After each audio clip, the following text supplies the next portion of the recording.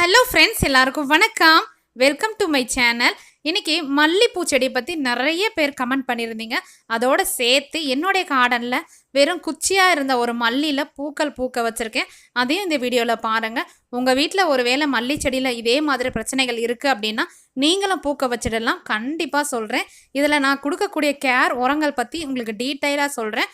மல்லிக்கு நான் கொடுக்கக்கூடிய உரங்கள் என்ன அப்படின்னு சொல்லிட்டு இந்த வீடியோவில் சொல்கிறேங்க. நீங்களும் ட்ரை பண்ணி பாருங்கள். அடுத்ததான் நம்ம வாங்கிட்டு வந்த மல்லி காஞ்சி போய் குச்சியாக இருக்குது, வச்சதுலேருந்து அப்படியே இருக்குது அப்படின்னா என்ன கேர் கொடுக்குறது அப்படின்னு பார்த்துடலாம். எடுத்த உடனே உரம் கொடுத்தீங்கன்னா அந்த செடிக்கு செட்டே ஆகாது. ஏற்கனவே வேரும் டிஸ்டர்பில் இருக்கும். அதே மாதிரி தண்டு பகுதியும் கருகி காஞ்சி போயிருக்கு இல்லையா, அந்த சமயத்தில் எடுத்த உடனே நல்ல ஒரு லிக்விடான உரமோ திட உரம் திரவ உரம் எதுவாக இருந்தாலும் நீங்கள் கொடுத்துட்டீங்கன்னு பொழுது அந்த செடிக்கு செட்டே ஆகாதுங்க. முடிஞ்ச அளவுக்கு அந்த செடியை நம்ம காப்பாற்றணும். காப்பாற்றி கொண்டு வரும்பொழுது தான் நம்ம அதில் நிறைய பூக்கள் பார்க்க முடியும். நிறைய இலைகள் தொடர்ந்து வச்சுட்டே இருக்கும். புதராட்டம் உங்களுக்கு பூக்கள் கொடுத்துட்டே இருக்கும். அதே மாதிரி என்னுடைய கார்டனில் இருந்த ஒரு மல்லி செடியை இந்த வீடியோவில் காட்டுறேங்க. உங்ககிட்ட ஜாதி மல்லியோ இல்லை நித்திய மல்லி, முல்லை எல்லா வெரைட்டி செடிங்களுக்கு இதே நீங்கள் ஃபாலோ பண்ணிக்கோங்க. நான் காஞ்சி போயிருந்தேன் சொன்னேன் பார்த்தீங்களா, அந்த மல்லியோடைய தண்டு பகுதியும் பார்க்குறீங்க. உங்களுக்கு நான் இதை உடைச்ச கூட காட்டுறேன். சுத்தமாக அதில் இலைங்களும் வராது, அப்படி காஞ்சி போயிருந்தது. இருந்தாலுமே அதில் வேர் இருக்கும் பார்த்தீங்களா, அதை நம்ம தூக்கி போட்டுட்டோம் அப்படின்னாலே ஏமாந்துட்டோம்னு அர்த்தம். அந்த செடி கண்டிப்பாக பொழைச்சி வரும். அந்த வகையில் நான் அப்படியே வச்சுருந்ததால் இது கீழே இருக்கக்கூடிய வேர்லேருந்து துளிர் வர ஆரம்பித்தேன். இப்போ மொட்டுக்கள் வச்சுருக்கத்தையும் நீங்கள் பார்க்கலாம். இந்த மாதிரி உங்கள் கார்டனில் இருக்குது அப்படின்னா தூக்கி போட தேவையில்ல. ஒரு வேளை பதியம் போட்டு வச்சுருந்தா கூட சரி, கொஞ்சம் வெயிட் பண்ணி பாருங்கள்.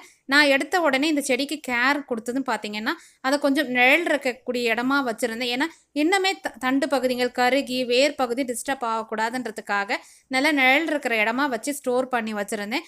அதுக்கப்புறம் தண்ணின்னு பார்த்தீங்கன்னா ஓவர் வாட்டரிங் பண்ணவே கூடாதுங்க.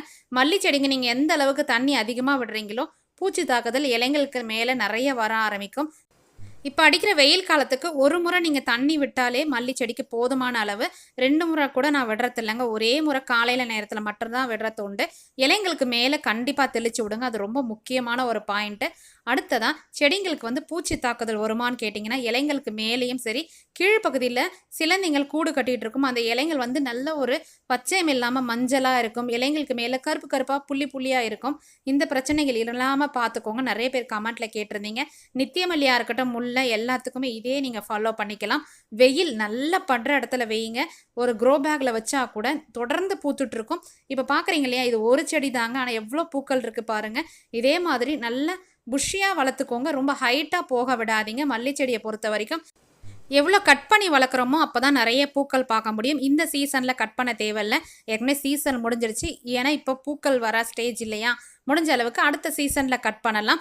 மல்லி வாங்கி வைக்கலாமா இந்த சீசனில் கேட்டிருந்தீங்க. தாராளமாக வைக்கலாங்க. எல்லா விதமான மல்லி செடிங்களும் இந்த சீசனில் கண்டிப்பாக கிடைக்கும். நிறைய பூக்களோடவே கிடைக்கும்.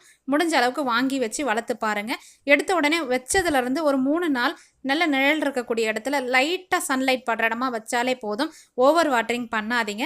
அதுக்கு அடுத்து வச்சதுலேருந்து ஒரு 15 நாள் கனெக்ட் பண்ணிவிட்டு நீங்கள் உரங்கள் கொடுக்கலாம். நம்ம ஏற்கனவே மண் பகுதியில் உரங்கள் எல்லாம் போட்டு தான் அந்த செடியை வச்சுருப்போம். முடிஞ்ச அளவுக்கு உடனே உரங்கள் கொடுக்க தேவையில்லை. அடுத்ததாக கிவ் அவே வின்னர் ஒரு 5 பேர் சொல்லியிருந்தல ஸ்வீட் ஆரஞ்சோடைய வின்னர்ஸ் பற்றி பார்த்துடலாம். ஃபஸ்ட்டு வின்னர் பார்த்தீங்கன்னா தமிழ்னி அருண், 2வது நித்திலா, 3வது வின்னர் பார்த்தீங்கன்னா ரிஸ்வானா, 4வது கலாவதி அமர், 5வது முகமது நடீம். இவங்க 5 பேருமே என்னுடைய மெயில் ஐடிக்கு உங்களுடைய அட்ரஸை சென்ட் பண்ணுங்கள். மெயில் ஐடி நான் கீழே டிஸ்கிரிப்ஷனில் கொடுக்குறேன். இதில் ரெகுலராக ஒரு 10 பேர் தாங்க கமெண்ட் பண்ணியிருந்தாங்க. அவங்க பேரில் ஒரு 5 பேர் நான் செலக்ட் பண்ணியிருக்கேன். பேர் வராதவங்க கவலைப்படாதீங்க. அடுத்த கிவ்அவே நான் கொடுக்கும்பொழுது கண்டிப்பாக உங்கள் பேர் இருக்கிறதுக்கு நிறைய சான்ஸ் உண்டு. நான் நோட் பண்ணி தான் வச்சுருக்கேன்.